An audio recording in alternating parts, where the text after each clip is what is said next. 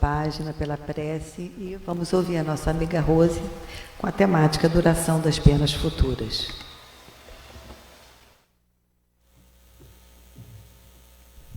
Boa noite a todos, boa noite a todos que nos assistem de suas casas, né? É com alegria que a gente se encontra hoje aqui reunidos para que a gente possa refletir um pouquinho sobre as questões do Livro dos Espíritos. E vou confessar uma coisa, eu tenho uma inveja, mas é uma inveja muito boa de quem vem aqui fazer a palestra e usa o celular, consegue ler tudo por ali, né? É interessante. E a gente fica aqui cheio de papel, aí o vento, preocupada com o vento, né? Já pedi ali para minha amiga dar um jeitinho aqui no vento, quer dizer, mas um dia a gente chega lá, né? Tive uma experiência incrível essa semana em sala de aula, que a gente estava trabalhando, refletindo um pouco sobre a tecnologia. Eu me acho assim muito tecnológica, para não dizer o contrário. E aí, hoje a gente tem uma lei que está limitando, proibindo o uso do celular em sala, então a gente foi conversar sobre isso. E aí eu fui perguntar, gente, quais são as redes sociais que vocês usam? E eles estavam falando, né? Eu falei toda boba.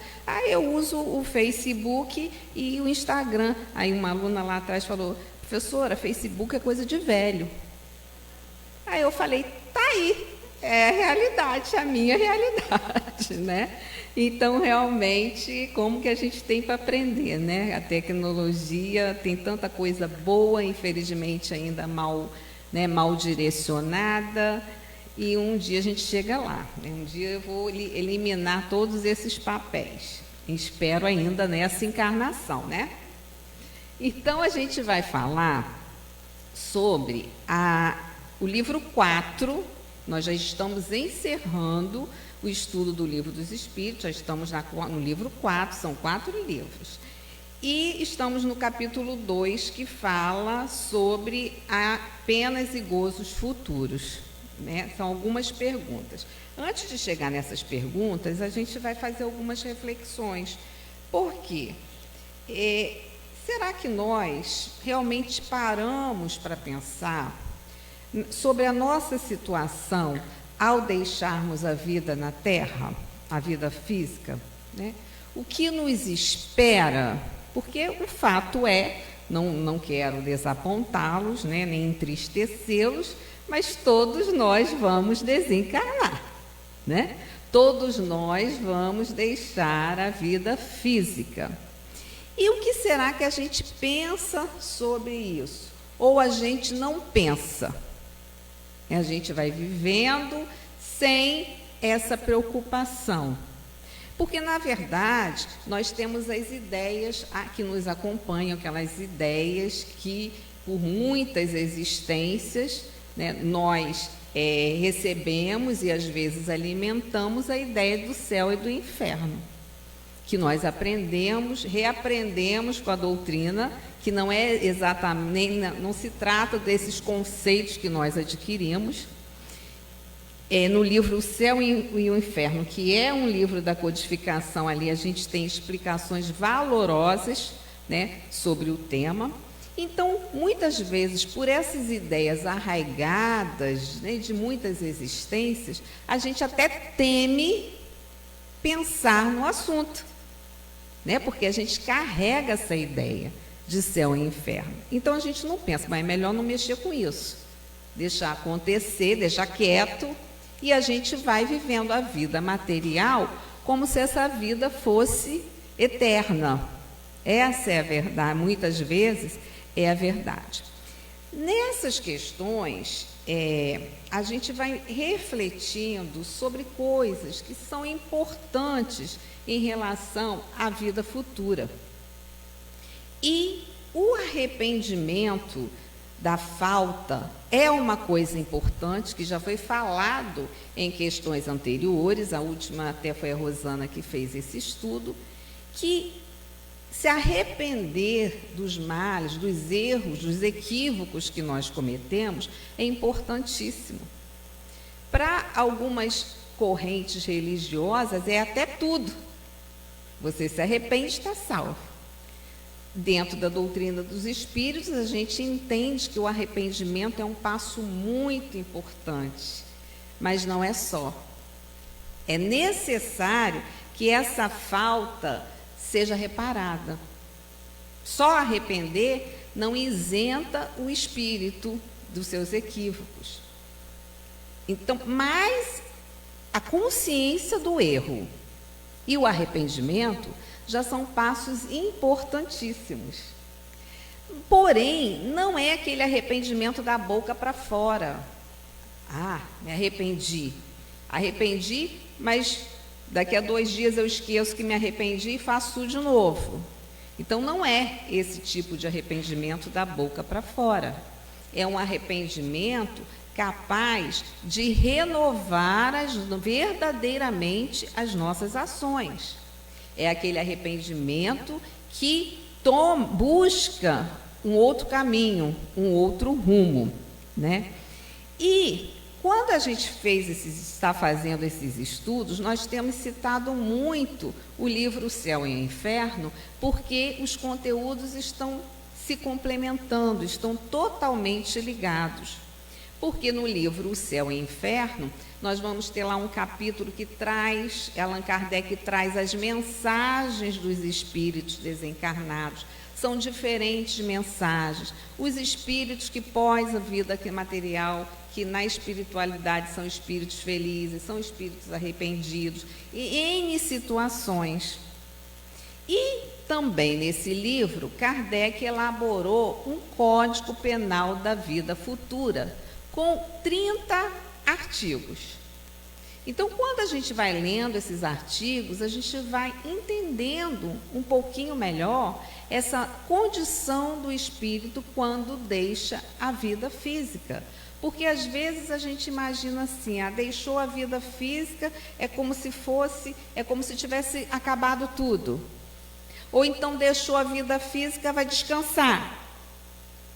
Ou deixou a vida física, vai purgar durante muito tempo.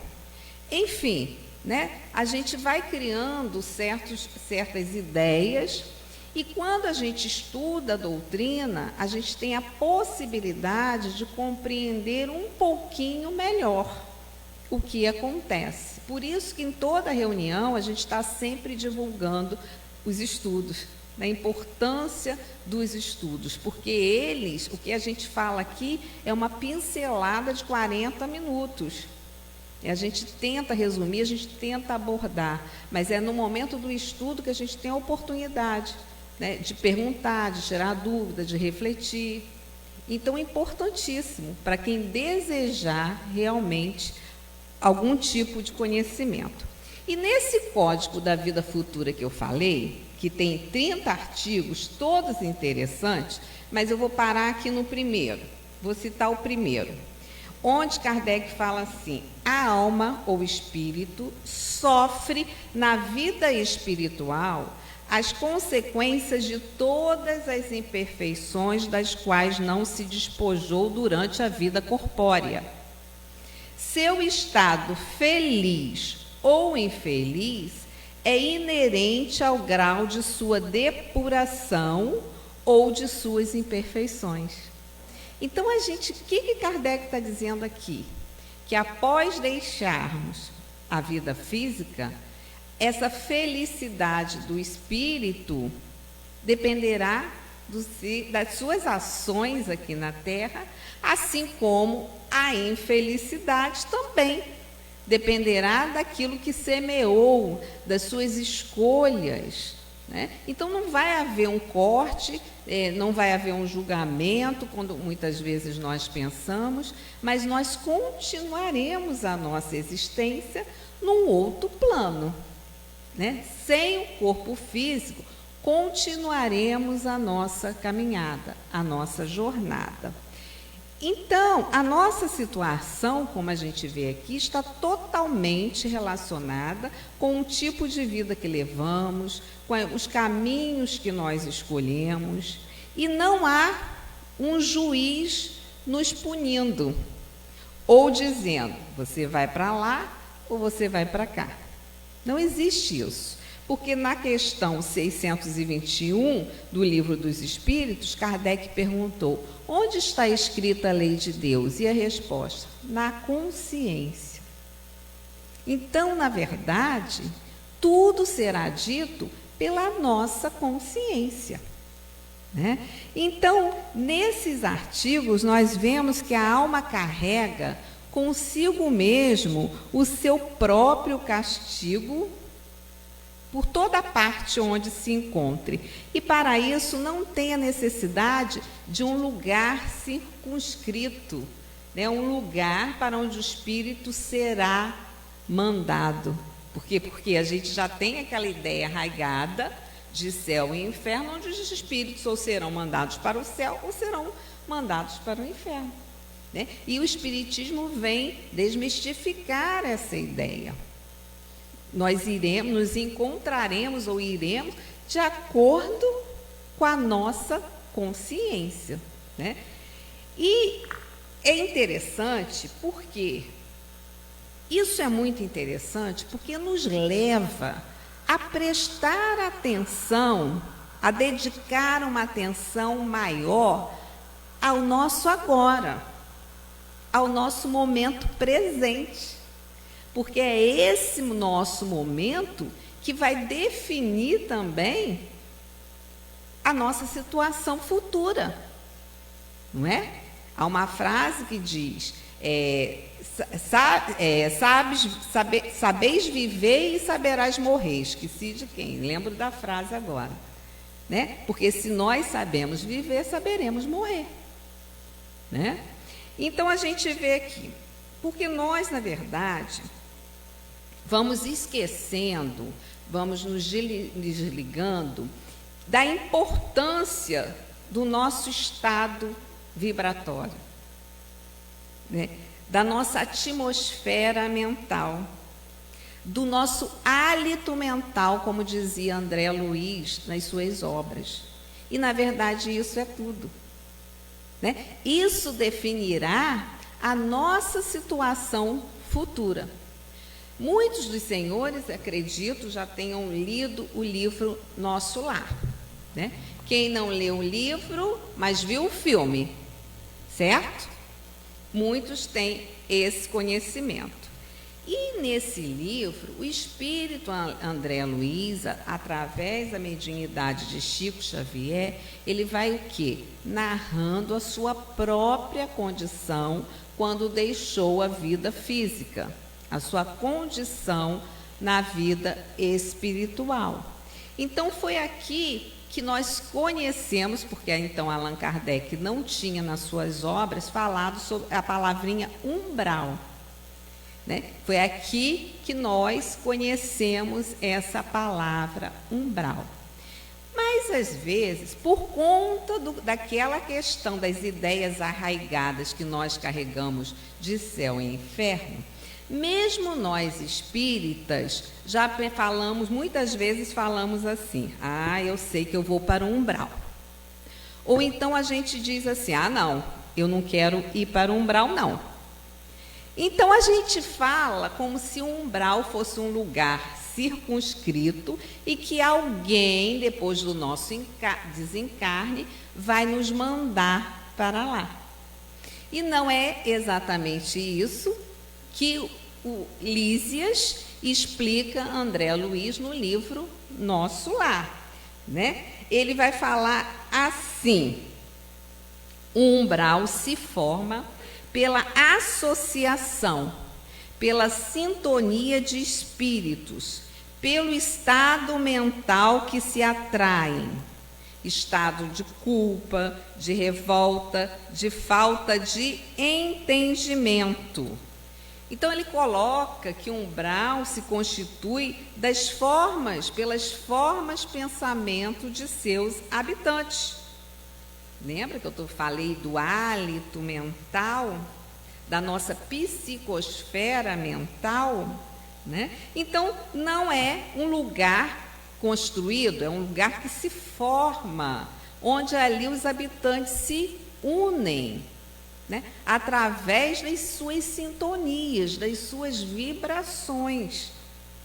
Então, não é um lugar circunscrito, né? E aqui o Lísias também fala isso. Todo espírito, esteja onde estiver, é um núcleo irradiante de forças que criam, transformam ou destroem, exteriorizadas em vibrações que a ciência terrestre, presentemente, não pode compreender. Então, a nossa ciência ainda não compreende. Porém, a ciência caminha hoje numa ideia já provada, comprovada, que eu acho fabulosa, que fala sobre o nosso pensamento. Como que esse pensamento atua no nosso corpo físico, ajudando ou prejudicando. Então, já está começando a pensar, a descortinar a ideia da importância do pensar, da importância do sentir, não é assim? Da importância daquele estado nosso, da nossa espiritualidade, que é diferente de religiosidade. A nossa espiritualidade seria a nossa conexão, né, com os planos mais elevados da vida, nossa conexão com o Criador. Então, a ciência hoje já caminha para a ideia da importância da espiritualidade. Então, Lísias continua explicando: o umbral funciona como uma região destinada, uma zona destinada a esgotamento de resíduos mentais, onde se queima prestações, o material deteriorado das ilusões que a criatura adquiriu por atacado, menosprezando o sublime ensejo de uma existência terrena. Então, nós também aprendemos com a doutrina que, quando o espírito desencarna, ele normalmente entra num estado de perturbação, né? Porque é uma mudança vibratória, né? Imaginem, vamos fazer a comparação nossa quando nós saímos de um país para outro. Nós poderíamos dizer que nós ficamos num estado de perturbação, porque são muitas as diferenças, são diferentes necessidades, né? Então, quando a gente deixa a vida física para retornar à nossa real morada, que é a morada espiritual, a gente entra num estado de perturbação. Esse estado é diferenciado para cada espírito, porque ele está relacionado com o quê? Ele está relacionado ao grau evolutivo de cada um. Para uns, esse estado de perturbação pode ser maior, para outros menor, né? Então, o umbral funciona como um momento onde o espírito, numa condição muito materializada, com muitos equívocos, ele precisa, vamos dizer assim, aliviar um pouco a necessidade. Mas por que é de sofrimento? É um momento de sofrimento, porque ele está preso o quê? À sua culpa, aos seus delitos, às suas escolhas equivocadas. Por isso, aquele ambiente penoso, né, que foi descrito no livro, que foi descrito no filme, sombrio, né, de dor, de gemidos. Aqueles gemidos representavam o quê? O espírito não se identifica, perturbado, né, preso aos seus atos na vida física, muitas vezes arrependido, ou muitas vezes ainda preso ao ódio, à ideia de vingança. Então, por isso ser um momento de dor e sofrimento. Então, a gente vê aqui nesse livro, principalmente no capítulo 12, vai falar bastante sobre o umbral, né, que o próprio André Luiz experienciou. E nos outros livros de André Luiz, né, após já ele ter sido amparado, o seu interesse pela todas as realidades espirituais, ele começa então a acompanhar os espíritos, né, os espíritos que têm tarefas e trabalhos na espiritualidade, ele vai acompanhando. Então, cada livro relata as suas experiências de aprendizado lá no mundo espiritual. Então, há um livro que vai falar mais sobre como acontece o desencarne de diferentes espíritos, né? Cada um vai ter uma abordagem. Depois a gente vai citar o exemplo de um desses livros. Então, na questão 1003, Kardec fez essa pergunta aos espíritos. A duração dos sofrimentos do culpado na vida futura é arbitrária ou está subordinada a uma lei qualquer? Como é que é essa duração? É uma coisa que foi autoritária, abusiva faz parte de uma lei? Então os espíritos responderam, já começou a resposta de forma magnífica, né? Deus nunca age por capricho. E tudo no universo é regido por leis que revelam a sua sabedoria e a sua bondade. Então, aqui na Terra, a gente faz julgamentos. Aqui na Terra, a gente fala assim, essa aí merece sofrer, né? Deixa ela sofrendo. Enfim, mas Deus não age assim. Deus não é caprichoso. Não está fazendo esse julgamento. Na verdade, nós estamos subordinados a uma lei de justiça, a uma lei de causa e efeito, onde as nossas ações geram uma reação. E nós é que sofremos as consequências dessa ação. Então, é uma lei, mas é uma lei que impulsiona o espírito ao progresso. Então, a duração dessas penas está totalmente relacionada às suas faltas e à sua predisposição íntima.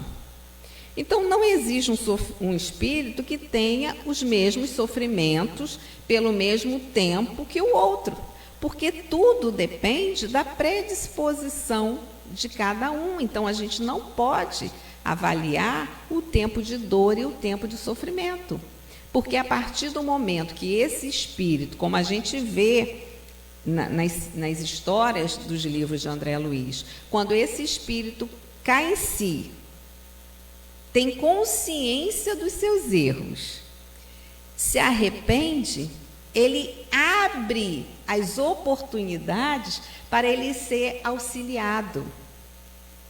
Então, se ele se encontra numa zona de sofrimento, mas ele se arrepende, ele tem consciência dos seus erros e ele quer reparar, ele rapidamente é auxiliado. Não foi o que aconteceu com André Luiz, no momento do seu sofrimento? Quando que ele foi amparado?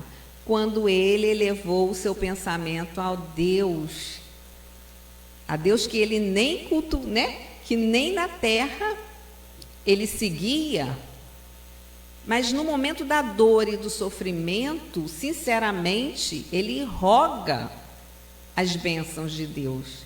E aí, então, ele é auxiliado. Há a necessidade dessa predisposição íntima, assim como aqui na terra. Se a gente vê uma pessoa em equívoco, num vício, pode todo mundo se reunir ao redor dela para tentar ajudar. Se não houver a predisposição íntima de sair daquela situação, é muito difícil. Todos tentam, todos se esforçam, às vezes, sem êxito. Porque aquela vontade da pessoa ainda não é real, não é essa vontade que move forças para sair da situação. Porque quando ela for, essa vontade real, ela vai conseguir. Ela vai conseguir se abrir a todo auxílio verdadeiro. É o auxílio que vem do alto e também dos amigos encarnados, né? Então, não existe essa de Deus, ou simpatiza com o Zinho, não, aquela ali foi erradinha, né? Mas olha, simpatizo com ela, então ela vai sofrer menos que a outra. Não existe esse capricho, não existe esse julgamento, porque as leis de Deus são sábias e são justas. A gente não pode esquecer disso. e são leis que estão sempre promovendo o progresso. Então, o espírito pode ficar um tempo indeterminado no sofrimento. Por quê? Porque ele não se abre. Muitas vezes ele não se arrepende, ele ainda se compraz no mal, ele ainda se compraz no erro. E o nosso livre-arbítrio é totalmente levado em consideração. Nós temos livre-arbítrio. Nós dizemos assim, eu posso fazer o que eu quiser. O corpo é meu, eu sou dono do meu corpo, eu posso fazer o que quiser. E pode. Não deve, mas pode. Porque você tem o seu livre-arbítrio. Mas não pense que não vai dar em nada. Vai dar zebra. Por quê? Porque não é ninguém que vai cobrar nada. A nossa própria consciência. A nossa própria consciência nos cobrará. Nós vamos ver um exemplo disso aqui. Então, na pergunta 1004, em que se baseia a duração dos sofrimentos do culpado? E os espíritos respondem simplesmente assim: no tempo necessário ao seu melhoramento. Sendo o estado de sofrimento ou de felicidade proporcionais ao grau de purificação do espírito. A duração e a natureza de seus sofrimentos depende do tempo em que ele gaste em melhorar-se. À medida que progride e seus sentimentos se depuram, diminuem e mudam de natureza os seus sofrimentos. Essa resposta é do Espírito São Luís. Então, tudo depende, né? Depende, como a gente já falou, dessa predisposição, né? Quantos espíritos, ao reconhecerem seus erros, se arrependem logo, né? Buscam, se abrem para o auxílio.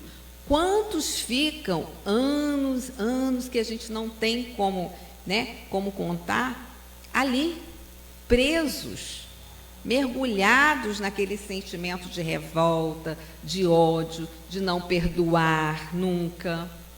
Então, eles vão o quê? Aumentando a sua dor, aumentando o seu próprio sofrimento, né? Então, na questão 1005, Kardec pergunta: para o espírito sofredor, o tempo parece tão longo ou menos longo do que quando estava vivo? Isso aí é fácil, né, gente? Para o espírito sofredor, o tempo parece tão longo ou menos longo do que quando estava vivo? É só a gente pensar na gente aqui. Quando a gente passa por uma situação difícil, pode ter sido uma situação de uma semana, para a gente parecer o quê? 3 meses. Aquela uma semana se arrastou, foi longa. Se foi um sofrimento, uma dor de 1 mês, pareceu o quê? 1 ano. Né? Pareceu 1 ano. Assim como a gente diz o quê? Que as coisas boas passam assim, num piscar de olhos, não é assim? E a dor e o sofrimento, os momentos difíceis, eles se estendem, né? Então, os espíritos respondem a Kardec: parece-lhe mais longo. O sono não existe para ele, só para os espíritos que chegaram a certo grau de purificação.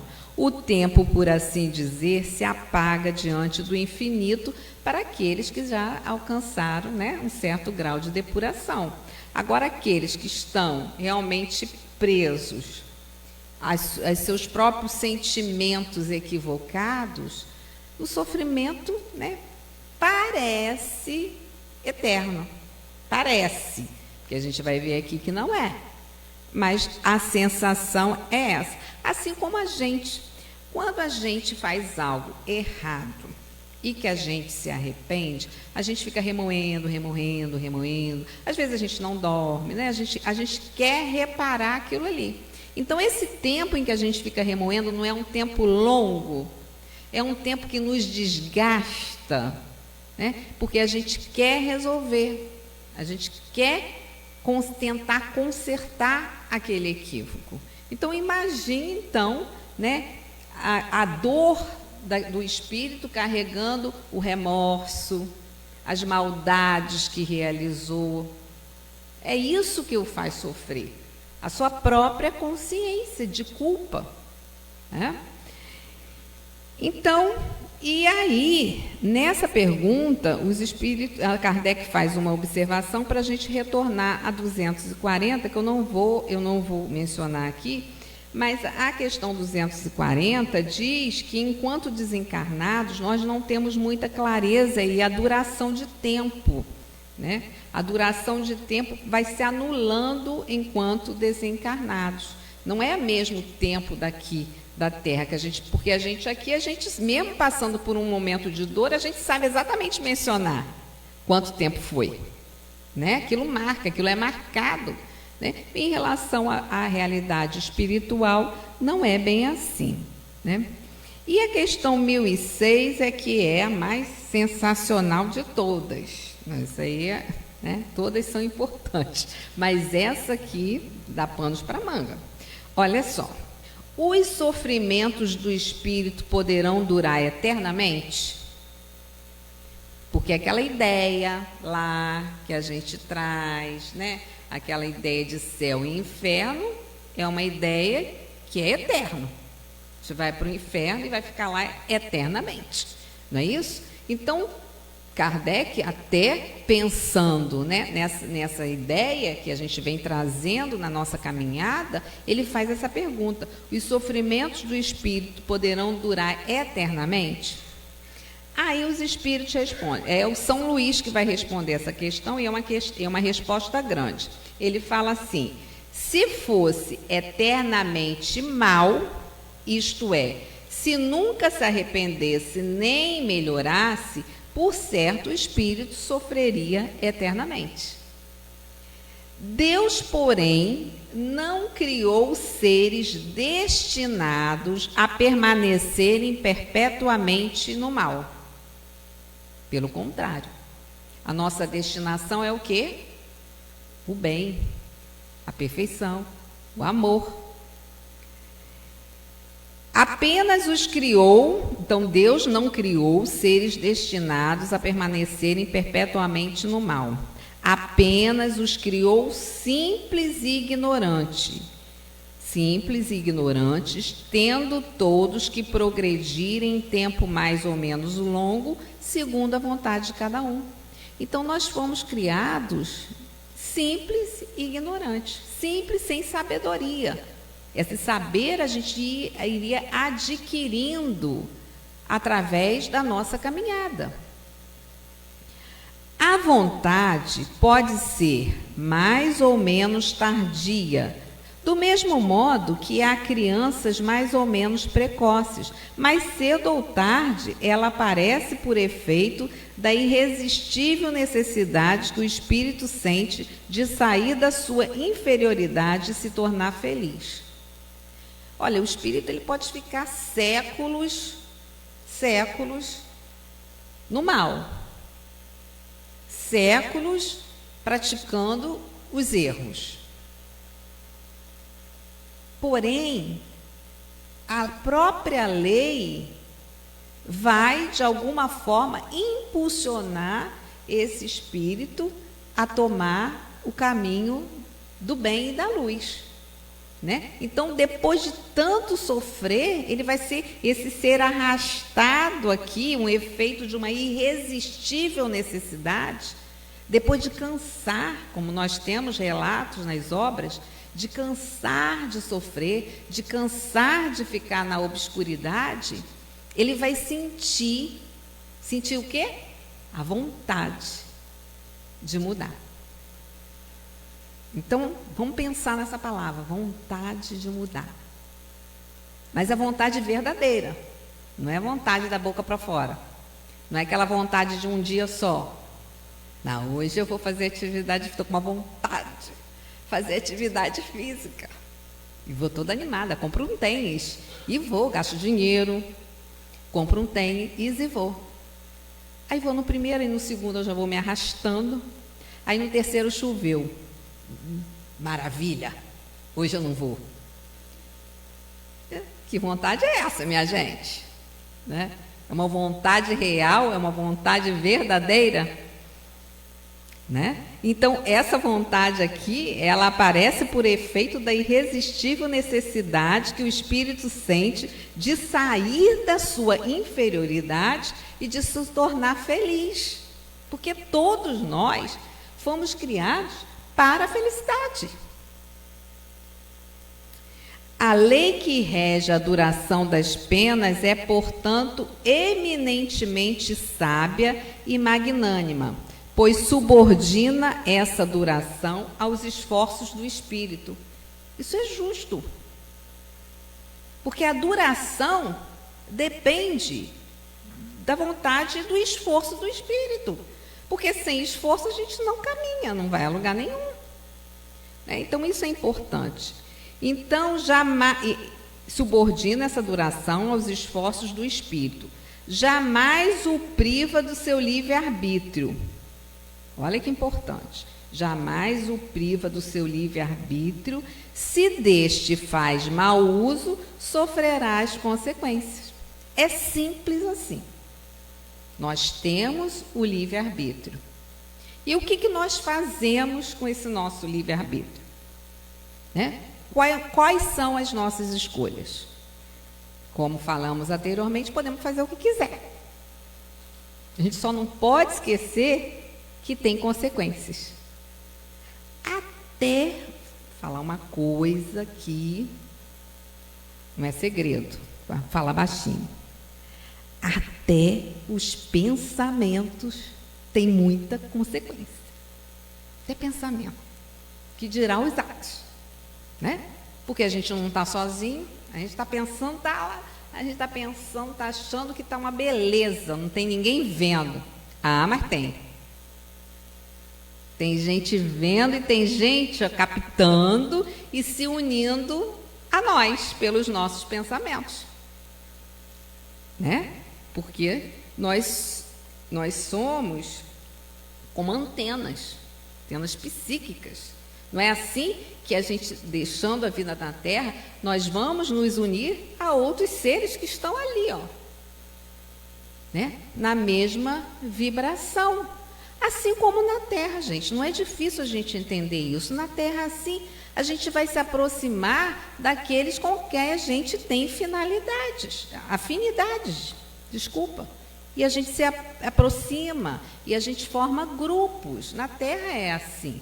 Na escola é muito engraçado, porque às vezes a gente quer direcionar um grupo e não tem jeito não, porque eles querem fazer os trabalhos com quem? Com quem eles sentem afinidade, com quem eles querem. E se a gente põe um outrozinho lá no grupo, a gente tenta pôr, é uma dificuldade, porque o grupo está fechadão, o grupo está amarradão.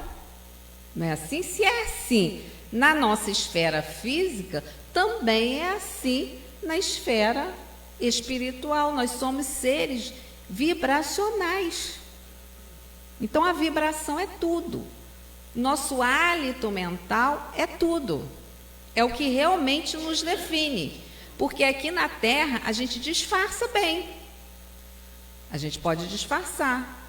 Eu sou um doce, meiga, educada. Quem me conhece, quem está me vendo, é educadíssima.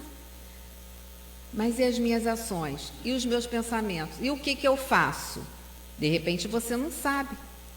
Mas a gente não chega lá no plano espiritual, a gente vai sofrer a consequência daquilo que a gente é, daquilo que a gente escolheu. Não tem ninguém botando pano quente, não. Nós, com a nossa consciência, né?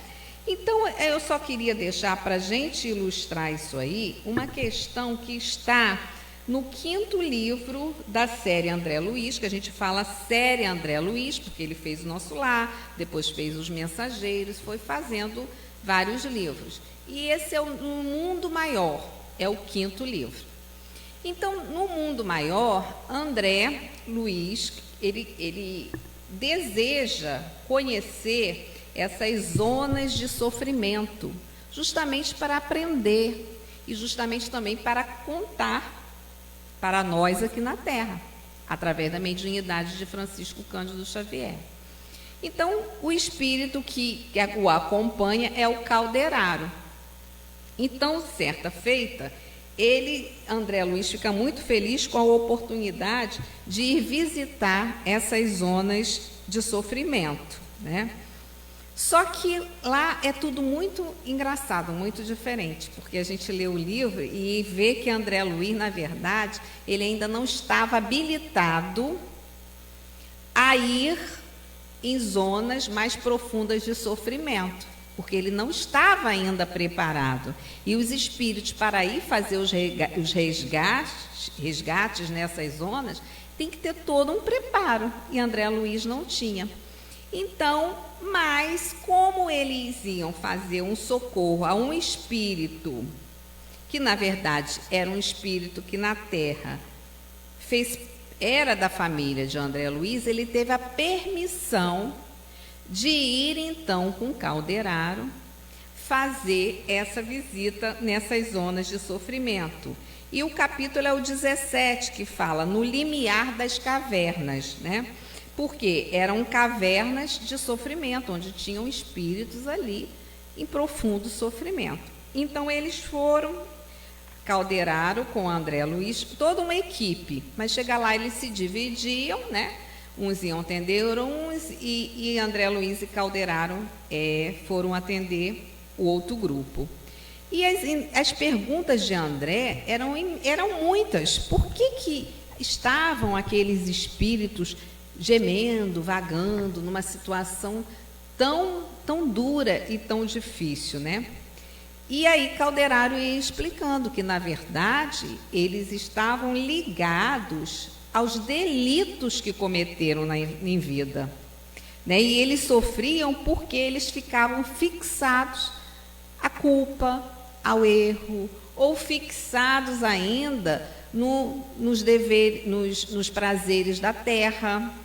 Muitos amealharam fortunas e não se desligavam disso, então ficavam lá gemendo: eu quero meu dinheiro, eu quero minha casa, eu quero minha fortuna. Então eles estavam o quê? Atormentados, não tinham muitos, a grande maioria, sem nenhuma noção de que já estavam fora da vida física, que já haviam desencarnado.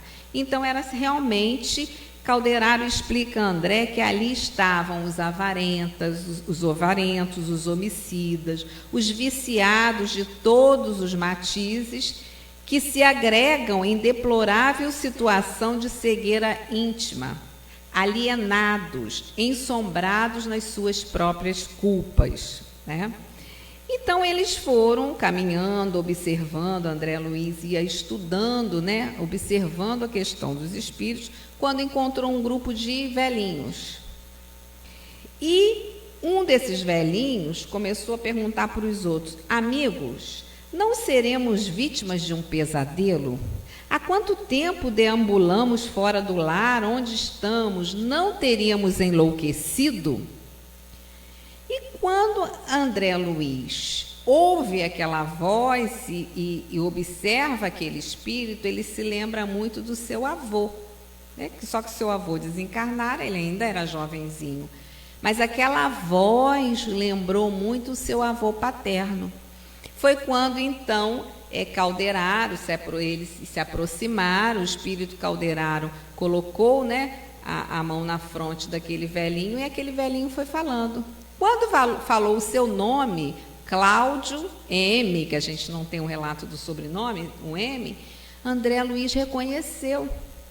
Realmente era o seu avô paterno que estava naquela zona de sofrimento.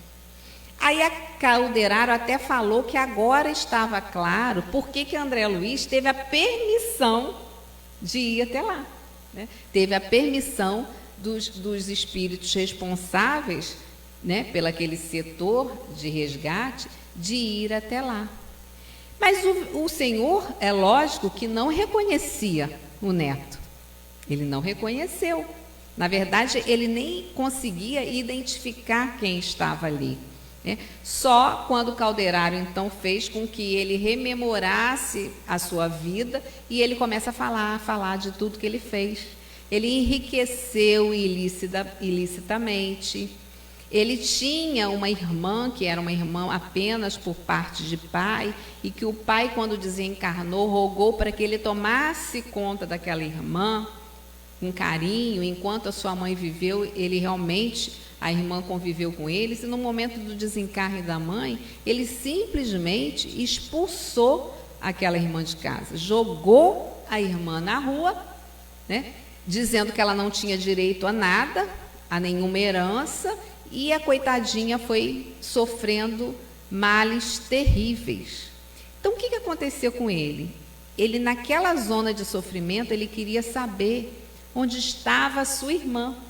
E ele citava o nome Ismênia. Onde será que anda Ismênia? Olha a culpa, né? O sentimento de culpa. Não tinha ninguém cobrando nada dele. Na sua mente, na sua consciência, era o sentimento de culpa que cobrava.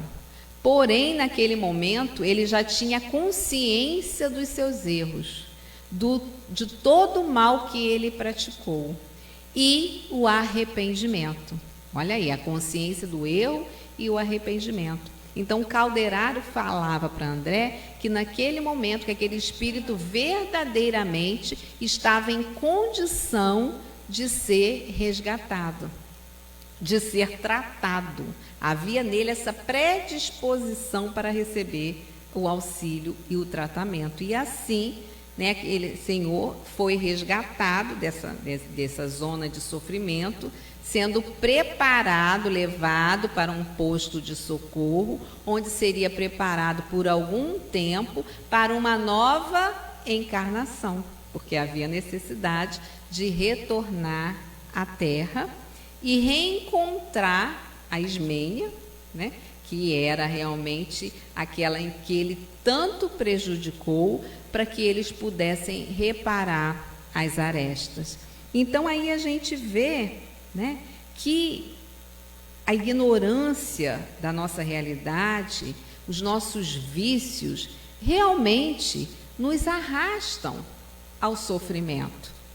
Mas nós não estamos, né, permanentemente, ficaremos permanentemente nessa situação. Quando nós realmente tivermos essa predisposição, nós refaremos a nossa caminhada com todo o auxílio, porque não há ninguém que esteja desamparado.